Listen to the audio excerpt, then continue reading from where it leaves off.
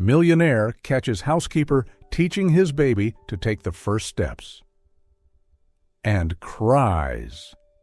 The old bus screeched as it pulled into the final stop, releasing a thick cloud of black smoke that blended with Miami's morning haze. Isabella Torres stepped down, clutching the strap of her worn canvas bag, which carried only a few essentials and a folded piece of paper with an address written in shaky handwriting. She tilted her head back, letting her gaze climb along the sleek glass towers that mirrored the pale light of dawn. Isabella swallowed hard. All her life she had only known the cramped apartments of Little Havana, where every chipped brick carried the weight of poverty. Today, she was stepping into another world, a world of wealth, elegance, and distance. "First time working for rich folks?" a voice asked beside her. Isabella flinched and turned. A slightly older woman stood there, dressed in a gray maid's uniform. They had gotten off the bus at the same stop. "Yes," Isabella whispered, smoothing the navy blue dress she had bought secondhand at the flea market. "An acquaintance of my aunt recommended me." The woman let out a short laugh. "Good luck, girl. These people, they've got habits you can't even imagine." Isabella managed a small smile, though her heart raced. At 29, she had spent most of her youth cleaning modest homes and caring for her diabetic mother after a stroke. Her dreams were never grand, just a more stable job, a little more income to ease the constant worry about medical bills and rent. When her Aunt Rosa called, saying a wealthy lawyer was looking for a housekeeper, Isabella hadn't hesitated. To her, it was a rare chance, a chance to change her life. The street leading to the address on the paper felt overwhelming. Tall palm trees stretched over the sidewalks, manicured lawns looked like magazine spreads, and grand mansions guarded by automatic gates lined both sides. With every step, Isabella felt smaller, out of place, as if she didn't belong. When she reached the massive iron gate marked 742 Ocean Drive, Isabella drew a deep breath. She pressed the intercom. A mechanical buzz sounded, and the gate slowly opened, revealing a sprawling garden bursting with flowers, a fountain in the center, and wide steps leading up to the main house. The front door swung open before she could climb the last steps. A tall, slender woman in a perfectly tailored black suit appeared. Her eyes were sharp, sliding over Isabella from head to toe, as though weighing every detail. "You must be Isabella," the woman said, her voice deep and clipped. "Yes, ma'am. I'm Isabella Torres." Isabella replied, forcing a smile and extending her hand. The woman ignored the gesture. "I'm Clara, the house manager here. From now on, I'll be supervising your work. I hope you're better than the last one." Isabella nodded politely. "I'll do my best." "There's no room for mistakes here." Clara turned sharply. "Follow me." As Isabella crossed the wide wooden doors, the sight took her breath away. Vaulted ceilings, expensive paintings lined up in order, polished furniture worth more than a year of her salary. Yet, for all its grandeur, the house felt cold, lifeless, lacking warmth. She clutched her bag tighter against her shoulder. A vague uneasiness crept into her chest. She didn't know where this new job would lead her, but one thing was certain. Her life was about to change, forever. Clara led Isabella across the vast foyer where sunlight poured through towering glass windows and spilled over the polished marble floor. Every step echoed, reminding Isabella she was walking in a place that did not belong to her. "Attorney Jonathan Miller owns this house," Clara said as they walked, her tone sharp as metal striking metal. "He is very busy, very strict, and does not like to be disturbed. Your job is to keep everything spotless. No chatter, no curiosity, and absolutely no meddling in family matters." Isabella nodded, trying to hide her nerves. "I understand." Clara stopped before a large wooden door, turned the handle, and pushed it open. "This is the living room. Mr. Miller often receives important guests here, so it must always be flawless. Not a single speck of dust." Isabella stepped inside, her eyes wide. The room looked like the cover of a luxury magazine: white leather sofas, oak shelves filled with encyclopedias, abstract paintings hung in perfect alignment. Everything gleamed, beautiful but almost foreign. As Clara continued her tour, a faint cry drifted down from upstairs. Isabella froze. It wasn't the cry of hunger or fussiness. It was the cry of loneliness, the cry of a small soul reaching out for warmth. Clara frowned. "Ignore it. That's Lucas, Mr. Miller's son. You don't need to concern yourself. The nanny takes care of him." The name, Lucas, echoed in Isabella's mind. She tried to keep walking, but unease twisted inside her. That cry pierced her like a blade, pulling at old memories of her childhood in a cramped apartment, listening to her mother's labored breaths, with no one to comfort them. Finally, near the library, a man's voice carried from the end of the hall. "Clara, who is this?" Isabella turned and saw him, Jonathan Miller. Tall, lean, dressed in a gray suit that was slightly rumpled, his tie loosened as if after a sleepless night. His dark hair was tousled, shadows clung beneath his eyes, but his gray gaze was sharp, commanding. "This is Isabella, the new housekeeper," Clara replied, her tone colder than before. Jonathan studied Isabella for a few seconds, weighing her. "Welcome. I have only one request: discretion. I do not want noise in this house. Do you understand?"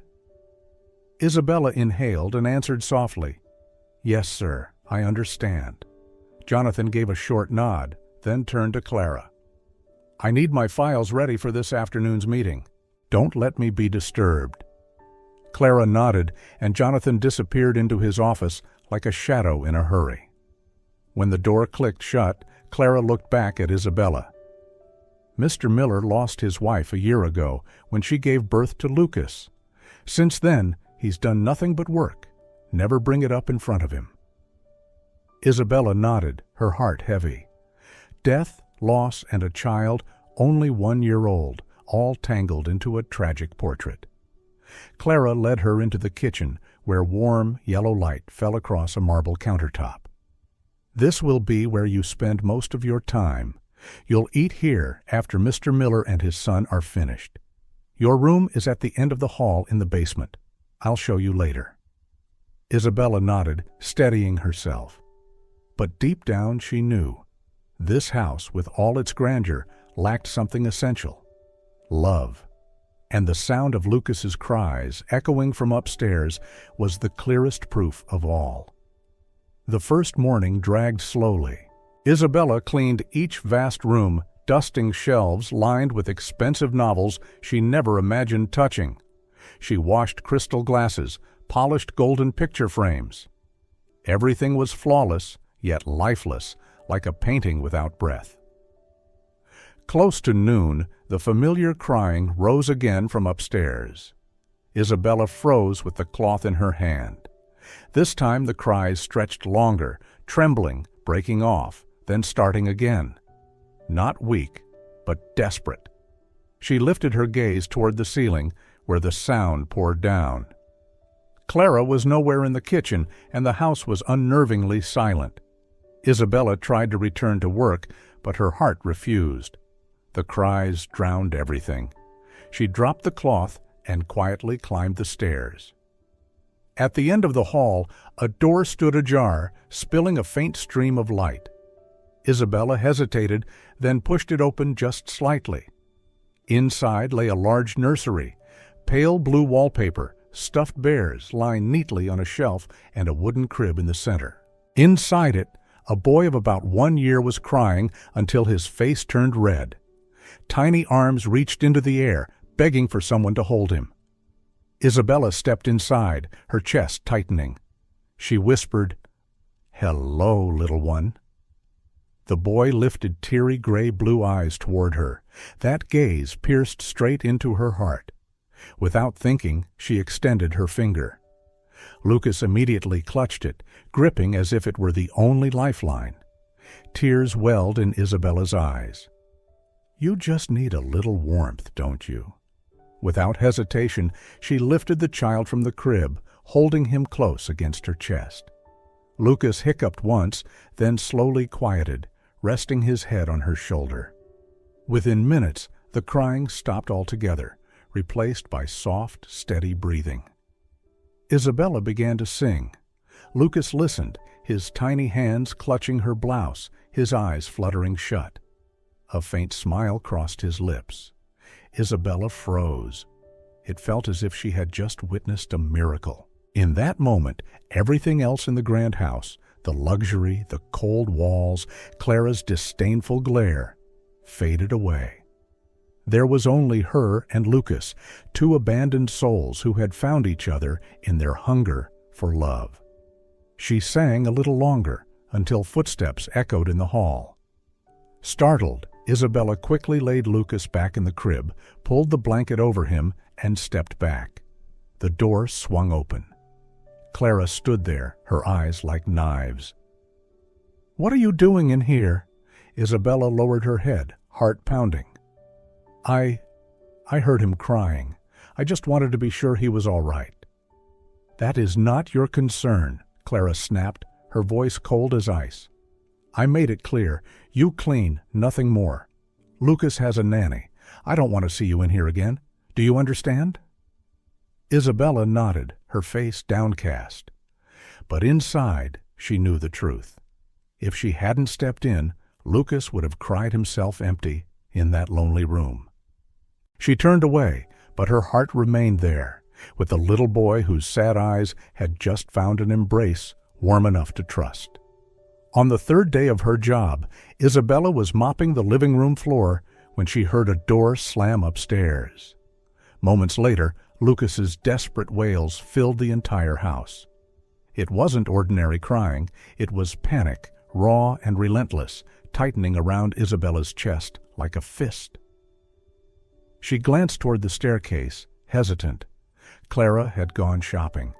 Only she and the master remained in the house. "Lucas, come on, please." A man's weary voice drifted down, hoarse with fatigue. Isabella crept to the foot of the stairs. From above came the clumsy sounds of pacing, tangled with the boy's escalating cries. Summoning her courage, Isabella climbed. Near the nursery door, she saw Jonathan Miller, tall and awkward, pacing back and forth.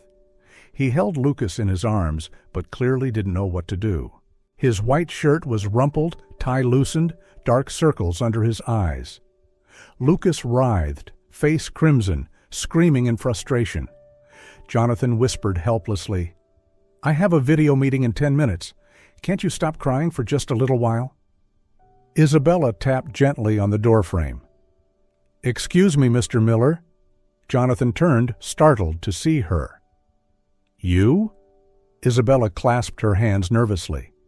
"If you allow me, maybe I can help." He looked from his son to her, torn between pride and desperation. "I don't know what to do. He won't stop." Isabella stepped closer, extending her arms. "Let me try." After a brief hesitation, Jonathan surrendered Lucas into her arms. The boy instantly clung to her, finding familiar refuge. Isabella held him close, swaying gently, humming softly. It was the same song lullaby she had sung before. Within seconds, the cries softened. Lucas nestled his head against her shoulder, tiny hands clutching her blouse, hiccups fading into steady breaths. Jonathan stood frozen, his eyes fixed on the scene. In the room, silence spread like a miracle. How did you do that?" His voice cracked with disbelief. Isabella stroked Lucas's back and whispered, "Children don't need perfection, sir. They just need to feel someone truly there with them, present." Jonathan frowned slightly, repeating slowly, "Present?" Isabella nodded, her gaze still tender on the boy. "They sense our worries. The more tense we are, the more unsettled they become. With a little patience and love, they find peace." Jonathan exhaled heavily, as though loosening a knot in his chest. He stepped closer, watching his son doze against Isabella's shoulder. For a fleeting moment, his usual sternness dissolved, leaving only a young, exhausted, lonely father. "I've tried," he murmured. "After my wife died, I thought all I needed was to work hard, provide good care, good food, good clothes. But it seems none of that is enough." Isabella glanced at him, her voice gentle. "Material things cover only part of it. What children need most is love." Jonathan sank into a chair, raking his fingers through his hair. He looked at Isabella, then at Lucas, voice trembling. "Maybe I don't know how to be a father." "No one is born knowing," Isabella replied. "You learn by being with your child, by trying, failing, and trying again. What matters most is not walking away." The words lingered in the room, striking directly at Jonathan's deepest fear. For a long moment, he just watched them, a stranger holding his child with a warmth he had not been able to give, and that child finally at rest. Jonathan felt his chest tighten. Perhaps for the first time in months, he truly understood. Love was not something he could hire. That afternoon, the house returned to its usual silence. Lucas slept peacefully in his crib, while Jonathan hurried down to his office to prepare for a video meeting. Isabella resumed her cleaning, though her heart was still unsettled. The moment when Lucas drifted off in her arms lingered like a secret belonging only to them. On a gray Thursday morning, the Miller mansion felt heavier than usual. Isabella had just finished cleaning the dining room floor when Lucas's cries rang out, weak and strange. It wasn't hunger or fussiness, but a tired, broken wail. She rushed upstairs. Lucas lay in his crib, face flushed, eyes dull, breathing shallow. She touched his forehead and gasped. It was burning hot. "He has a high fever," she whispered. At that moment, Clara entered, holding a stack of papers. She glanced at the boy and shrugged. "Children get fevers all the time. Don't overreact." "Can't you see how exhausted he is? His breathing is weak," Isabella said, voice trembling. Clara crossed her arms. "Give him milk, wipe him down. He'll be fine. No need for dramatics." But Isabella knew better. Years of caring for her sick mother had honed her instincts. This wasn't a routine fever. Lucas was dehydrated. His life was at risk. "No," Isabella said firmly, lifting the child. "I'm calling an ambulance." "How dare you?" Clara snapped, stepping forward. Isabella turned away, holding Lucas tightly. "I'd rather lose this job than watch him in danger." She hurried downstairs, grabbed the phone, and dialed emergency. Her voice shook as she gave the address and symptoms. Clara tried to snatch the phone, but Isabella shielded Lucas with her body. 15 minutes later, the wail of sirens echoed outside. Paramedics rushed in, quickly assessing the child. "Severe dehydration and high fever. We need to take him now." Isabella climbed into the ambulance with Lucas, ignoring Clara's furious glare. In the emergency room, time seemed to stop. Isabella sat close, clutching Lucas's hand as doctors lowered his fever and started fluids. She whispered lullabies, keeping herself from breaking. An hour later, Jonathan arrived, face pale with panic. He rushed to his son's bedside, eyes burning with fear. "What happened?" His voice cracked. Isabella stood, steadying herself. "He had a high fever and dehydration. I called for help." Jonathan turned to Clara, who had followed. "You knew," Clara stammered. "Fevers are common in children. I didn't think it was serious." "Not serious?" Jonathan thundered. "My son nearly died from a fever." A doctor entered with a chart. "Mr. Miller, Lucas is stable now, but we must keep him under observation. Beyond the fever, we notice signs of delayed response and difficulty bonding. This is not purely medical. It stems largely from emotional deprivation." Jonathan froze, as if struck by lightning. "You mean he's sick because he lacks affection?" Exactly, the doctor nodded. Children need more than food and supervision. They need to be held, played with, spoken to. Without this, their bodies may weaken, they fall ill more easily, even regress in development. Jonathan turned to Isabella. She said nothing, only lowered her head, her glistening eyes speaking for her. He sank into a chair, burying his face in his hands. I was wrong. I thought hiring help and buying the best was enough, but I was never truly there for him. Isabella gently laid a hand on his shoulder. Mr. Miller, it's never too late to begin. Jonathan lifted his gaze, red-rimmed eyes resting on his son, sleeping peacefully with IV lines, and then on Isabella, the woman who had defied everything to save him. That afternoon, when Lucas was discharged from the hospital, Jonathan insisted Isabella return with them. Outside, the air still carried the freshness of a brief rain, as if the sky itself exhaled in relief. As soon as the car pulled up to the mansion, Clara was waiting at the door. A strained smile sat on her lips, though her eyes were cold and uneasy. "Thank God everyone is safe," she said, her voice attempting sincerity. Jonathan gave no reply. He strayed upstairs. Before leaving the hall, he turned back to Clara, his tone low but firm. "We will talk, Clara, seriously." In the nursery, Isabella gently placed Lucas in his crib, tucked the blanket, then arranged the medicines the doctor had prescribed. Lucas stirred faintly, his breath steady, his body calmer than that morning. Suddenly, Clara's voice cut through the quiet. She stood in the doorway, her face twisted with resentment. "Impressive! You used the boy's illness to dig yourself deeper into this family's life." Isabella looked up, calm but resolute. "I didn't use his illness. I used everything I had to save him." "Something you didn't do." Clara narrowed her eyes. "You know nothing." "I know enough," Isabella replied firmly, "and Mr. Miller is beginning to see it too." Just then, Jonathan appeared behind Clara. Without glancing at Isabella, he said evenly, "Clara, downstairs. We need to talk." The nursery door closed. From below, voices carried, Jonathan's firm and unwavering. He did not shout. Instead, his words carried authority that filled the house.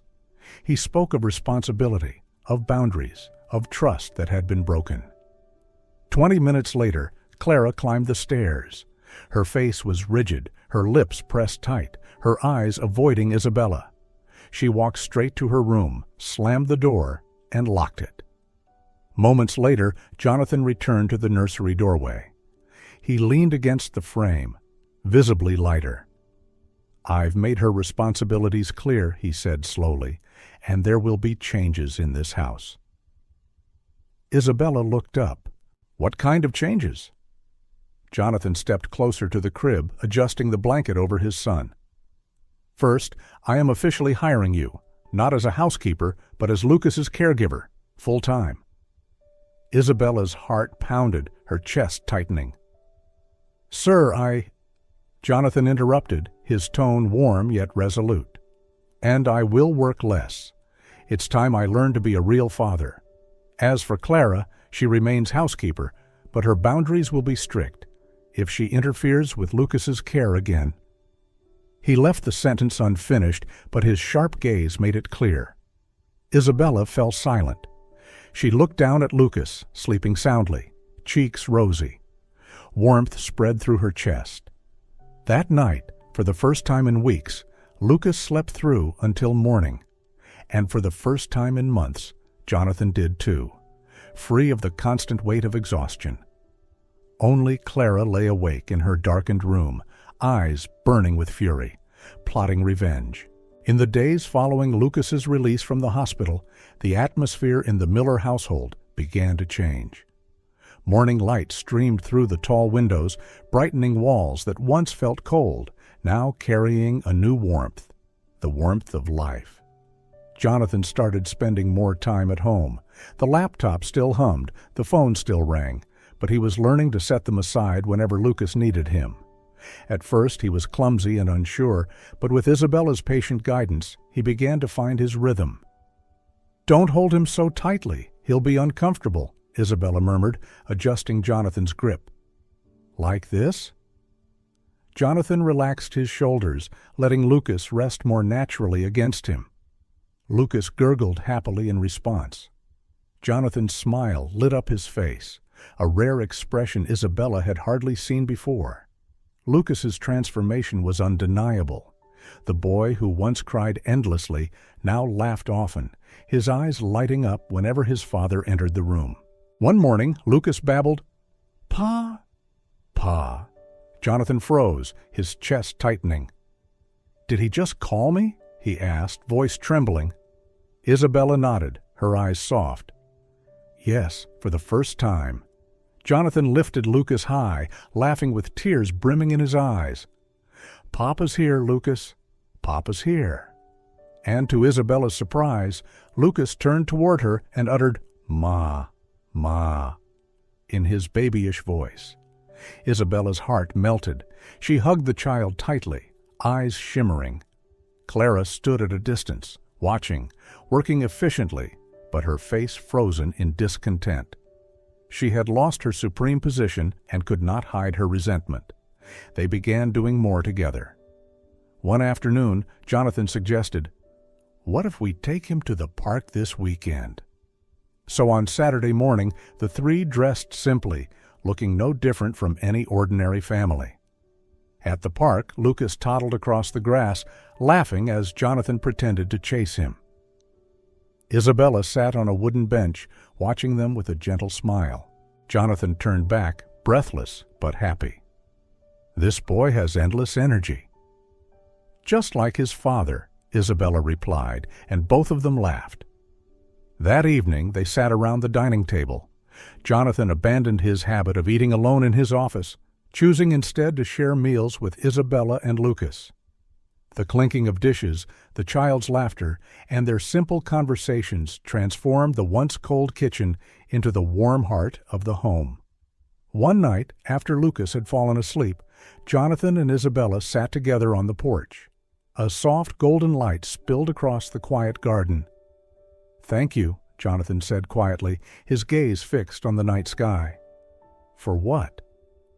"For teaching me how to be a father. Honestly, you didn't just teach me. You gave me the courage to love without fear." Isabella stayed silent. Her heart stirred, but her mind reminded her of the gulf between them. She only smiled softly. "It's Lucas who gave us that courage." Jonathan turned toward her. For a fleeting moment, their eyes met, warm, unspoken, yet deep. Then both looked away, neither daring to speak further. But they knew in that silence something had begun to grow. That night, Isabella returned home with her heart in turmoil. She was in love with Jonathan. But was there truly any future for them? He, a millionaire businessman, and she, nothing more than a caretaker without a single credential to her name? Clara hadn't slept peacefully since Jonathan officially placed his trust in Isabella. She observed every gesture, every glance exchanged between Jonathan, Lucas, and Isabella. With each passing day, she felt her place in the house slipping away, threatened. And so, a ruthless plan began to take shape. She started with small things. Jonathan's fountain pen, a pair of cufflinks, a few bills from his wallet. All of them vanished, one after another, making Jonathan begin to suspect that someone in the house was not being honest. One afternoon, while Isabella took Lucas out to the park, Clara set her plan in motion. She opened Jonathan's private drawer, took out the gold watch he always kept carefully, and slyly hid it beneath a stack of clothes in Isabella's room. Not stopping there, she also took a necklace that had once belonged to Jonathan's late wife, a keepsake he treasured like no other, and slipped it into the small pocket of Isabella's handbag. When Isabella returned, blissfully unaware, she cheerfully carried Lucas in her arms as his laughter rang out. Clara gave a faint smile, certain in her heart that the trap had been perfectly set. That afternoon, when Jonathan returned from work, Clara feigned alarm. Sir, there's something. I'm not certain, but I'm deeply worried. Jonathan frowned. What is it, Clara? Some of your belongings have been disappearing and then reappearing. I fear that... She left the words hanging, her eyes heavy with suggestion. Jonathan exhaled, unease already gnawing at him. Clara led him into Isabella's room, pretended to search, and then, accidentally, pulled out the familiar ring. The air froze. Jonathan stared at it, his hand trembling. No! That's impossible, Isabella gasped, her face pale. I never touched that ring. Clara sighed, her voice full of false grief. I wish I were wrong, but the evidence is too clear, sir. Isabella fell to her knees, tears streaming. Please, Jonathan, believe me, I never took anything. Someone planted it. You know I would never do this, not to Lucas, not to this family. Jonathan turned away, his heart torn. Yet the pain of losing Marina, combined with years of trust in Clara, pushed him toward the evidence before his eyes. Enough, Isabella. His voice was steel. I cannot tolerate betrayal in this house. You must leave. Tonight. Now? Now. His words echoed through the house, followed by Lucas's anguished wails. Isabella looked at Jonathan one last time, then at Clara, whose triumphant smile betrayed her victory. You'll regret this, Isabella whispered. I doubt it, Clara replied coolly. The door shut behind Isabella, taking with it not just her job, but the family she had grown to love. Upstairs, Lucas cried until his voice broke, as though he understood he had just lost the most important person in his little world. 3 weeks after Isabella's departure, the Miller home had returned to its former silence, but not the peace it once held. It was the silence of emptiness. Lucas cried endlessly. He refused food, could not sleep, and the sparkle in his eyes had dimmed. Jonathan carried him, helpless and aching. He had hired 2 new nannies, but none could replace what was lost. Lucas rejected their touch, wailed at their attempts to soothe him. Night after night, Jonathan sat in his son's room, listening to the pitiful cries, with one name echoing in his heart: Isabella. One evening, while trying to calm Lucas, Jonathan remembered the way Clara had found the missing items. Too perfect, too convenient. His brow furrowed. The more he thought, the less it made sense. The next morning, he opened his private cabinet. His hand froze. A thin layer of dust showed the jewelry box had been shifted, subtly, deliberately. Only one person had access to this room while he was away. His stomach tightened. It was Clara. He called her down. His voice was low but unyielding. Clara, explain to me why my wife's necklace appeared in Isabella's handbag. Clara flinched, quickly putting on her facade. I was only doing my duty, sir. I checked. I found it. Perhaps she... Don't twist this. Jonathan cut her off, his voice echoing, forcing Clara to step back. I know you touched my cabinet. You were the only one here that day. So tell me, why? The silence grew heavy. Clara tried to avoid his gaze, but finally her lips trembled. Because she's taking everything from me. Jonathan's brows furrowed. Taking what? Taking the family I built with 15 years of my life, Clara burst out, her voice cracking. I was here when this house was cold, when Mrs. Miller was still alive. I was the one who kept everything in order, so you could come home without worry. I sacrificed my youth serving you and your family. She drew in a sharp breath, her eyes flashing with bitterness. Then she arrives out of nowhere, and in a few months Lucas calls her Mama, and you look at her like she belongs here. And me? I become nothing. Invisible in the very home I kept alive. Jonathan's gaze hardened, mingling fury and sorrow. Clara, you're wrong. A family isn't built on rules and discipline. A family is built on love, and you drove away the one person who brought that love to my son. Clara clenched her fists, her face twisting with anger. Love doesn't raise a child. Order, discipline, responsibility, that's what matters. I've done it right for years, and you never objected. But since she came, everything has changed. I couldn't let it continue. Jonathan stepped forward, his voice heavy, like a hammer falling. That change is life itself. Lucas laughed for the first time because of her. I learned how to be a father because of her. And you tried to destroy the only thing keeping this family alive. From this moment, Clara, you no longer have a place in my home. Clara stood in silence, tears and fury mingling, before turning and walking away. Without delay, Jonathan carried Lucas to the car. The boy leaned weakly against his chest, whispering, "Ma, Ma." "I know, son. I'll find her, I promise." He called contacts, searched, and finally learned Isabella was working for another family across town. He drove through the city, heart pounding, while Lucas babbled "Mama" from the back seat, urging him on. When they arrived, he saw Isabella sweeping a porch, thinner now, her face weary. She looked up, stunned, as Jonathan and Lucas approached. "Isabella," Jonathan said, his voice rough, "please hear me out." Isabella shook her head, tears welling. "There's nothing left to say, Mr. Miller." But Lucas reached out, crying, "Mama!"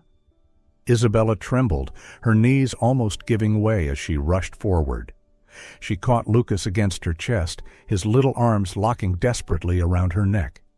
He buried his face into her shoulder, sobs breaking into hiccups. Isabella's breath hitched, tears cascaded down her cheeks as she whispered, "My sweet boy, my baby." Jonathan stood nearby, regret in his eyes. "Clara confessed everything. I was wrong, terribly wrong to doubt you. Isabella, I'm sorry." She looked at him, hurt and angry. "You didn't believe me. You trusted a lie when I was always here for Lucas." "Yes," Jonathan admitted, voice breaking. "I was a coward. I feared my own feelings for you. But now I know this. Without you, my son is withering. And so am I." Isabella clutched Lucas tighter, her tears falling. The boy lifted his head, looked between them, and through his tears, smiled. Jonathan stepped closer, voice raw. "Come back, not as a servant, but as family." Isabella froze. She gazed at Lucas, then at Jonathan. Her heart wanted to believe, though the wounds remained. Yet Lucas whispered the answer for her. "Mama, Papa."